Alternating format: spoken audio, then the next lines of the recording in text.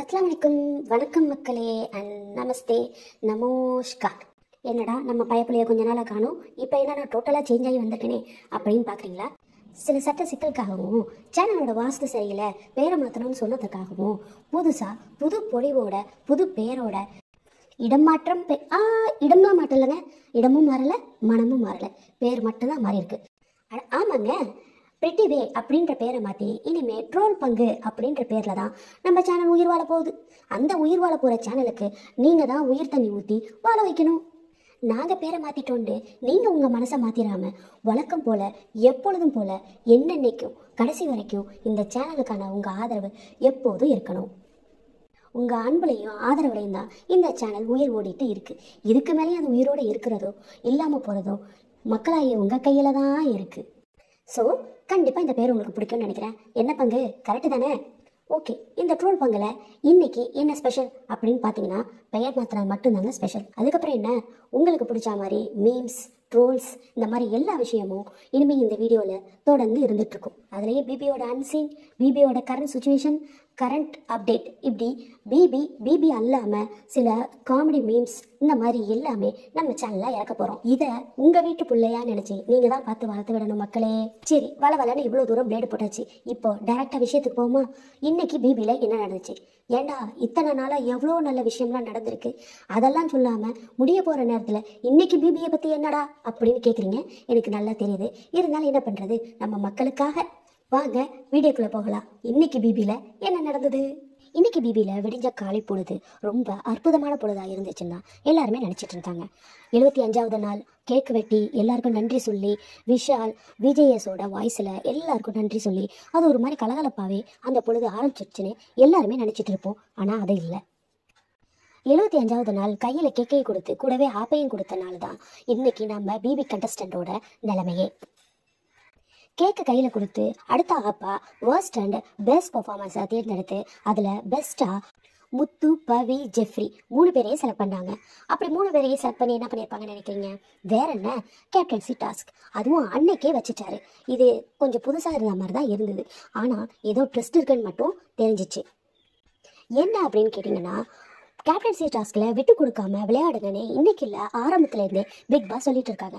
அப்படி இருக்கும்போது ஜெஃப்ரி, பவி, முத்து 3 பேரும் விளையாடும்போது ரொம்ப கேப்டன்சி டாஸ்க்கை கஷ்டமாலாம் ஒன்றும் கொடுக்கல. ஒரு பெரிய பந்தை கொடுத்து சின்ன கோல் இடத்த கொடுத்து அதுக்குள்ளே பால் போடுறது தான் கதையே.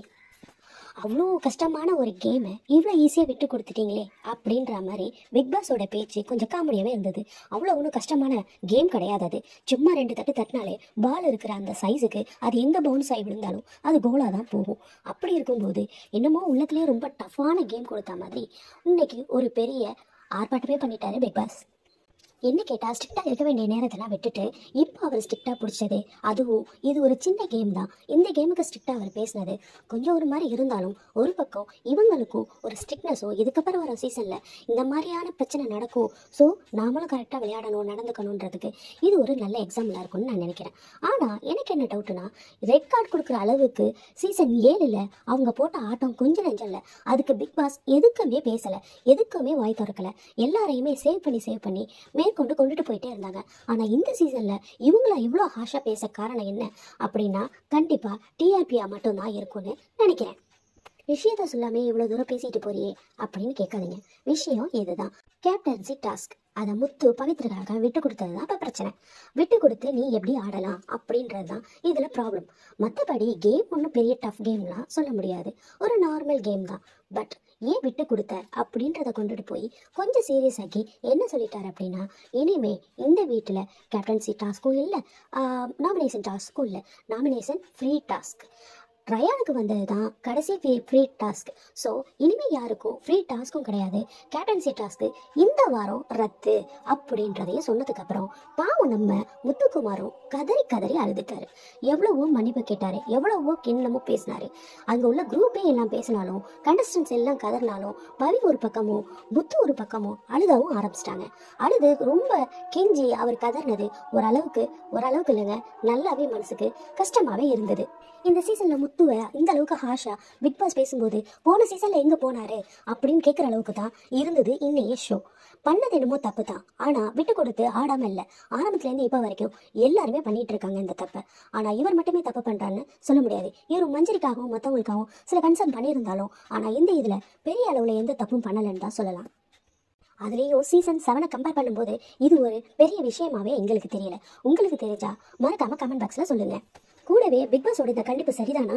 முத்து மட்டும் தான் விட்டு கொடுக்குறாரா, இல்ல வீட்டுக்குள்ளார எல்லாருமே விட்டு கொடுக்குறாங்களா, விட்டு கொடுத்துதான் விளையாண்டுட்டு இருக்காங்களா அப்படின்றத மறக்காம கமெண்ட் பாக்ஸ்ல சொல்லுங்க.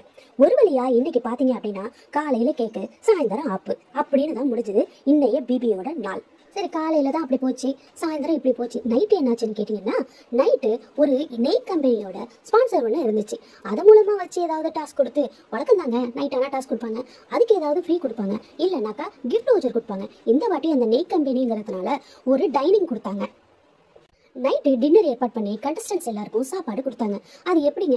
காலையில கேக்கு, சாயந்தரம் ஆப்பு, நைட் ஆனா இது எந்த வகை ஆப்புன்னு தெரியலையே. இது காலையில நடக்க போறதுக்கு நைட்டே கொடுத்த ஆப்பு மாதிரி தெரிஞ்சிச்சு. நல்லா சாப்பிட்டு தெம்பாருங்க, நாளைக்கு முறையா வைக்கிறேன் அப்படின்னு இருந்தது நம்ம பிக் பாஸோட ஆட்டம். கருப்பன் குசும்புக்காரன் அப்படி இருந்தது பிக் பாஸோடது. ஒரு வழியா அந்த பெரிய நிகழ்வுக்கு அப்புறம் ஒரு டைனிங்கை எல்லாருமே சந்தோஷமா சாப்பிட்டு என்ஜாய் பண்ணிட்டு இருந்த சமயம் முத்துவால மட்டும்தான் அந்த சந்தோஷத்தை முழுமையா அனுபவிக்க முடியல. இன்னும் சொல்ல போனா இந்த மாதிரியான விஷயங்களும் சில இடங்கள்லயும் ரொம்ப ஹாப்பியா எல்லாத்தையுமே ஒரு பிளசண்டா வச்சுக்கக்கூடிய முத்துவே அழுது ரொம்ப கவலைப்பட்டு அதுவும் கதறி அழுதது பார்க்கவே மனசுக்கு ரொம்ப கஷ்டமா இருந்தது. அதுலயும் இவ்வளவு பெரிய விஷயம் நைட்டு நடந்ததும் அதுல முத்து மட்டும் ஒதுங்கி போய் தனியா உட்காந்து சாரி பிக் பாஸ் மன்னிச்சிருங்க அப்படின்னு கேட்கறத பார்க்கும்போது மனசு கொஞ்சம் கஷ்டமாக தான் இருந்துச்சு. பொதுவாக இந்த மாதிரியான நிகழ்வுகளில் முத்துவோட பங்கேற்பு ரொம்ப ப்ளசண்ட்டாகவே இருக்கும். ரொம்ப எல்லாரையுமே சந்தோஷமாக அவரை வச்சிட்டு இருப்பாரு. ஆனால் அவரே இப்போ மனசு கஷ்டப்பட்டு ஒதுங்கி இருக்கிறத பார்க்க ஒரு மாதிரி கஷ்டமாக தான் இருந்தது. மொத்தத்தில் இன்னைய பிக் பாஸ் ஒரு பெரிய ட்ராமானே சொல்லலாம். ஒரு அளவுக்கு முடிஞ்சிருச்சு. இன்னைக்கு எடிட் சுமாராக தான் இருக்கும். இதுக்கப்புறம் வீடியோவில் கண்டிப்பாக முறையாக இருக்கும். அதனால் இந்த வீடியோவோட முடிய போகிறதுல இதுக்கப்புறம் எல்லா நேரமும் தொடர்ந்து வந்துட்டு இருக்குன்றத உங்களுக்கு நான் தெரிவிச்சுக்கிறேன். இன்னைக்கு என்னோட வீடியோ பிடிச்சிருந்துச்சுன்னா மறக்காமல் லைக் பண்ணி சப்ஸ்கிரைப் பண்ணி பெல் ஐக்கானை கிளிக் பண்ணிடுங்க. அதே போல் என்னுடைய வீடியோவுக்கு உங்கள் அன்பான ஆதரவை கொடுக்கறத என்றைக்குமே மறக்காதீங்க. அப்புறம் என்ன, அடுத்த வீடியோவில் சந்திக்கிற வரைக்கும் பாய் பாய் பங்கு. இது உங்கள் ட்ரோல் பங்கு.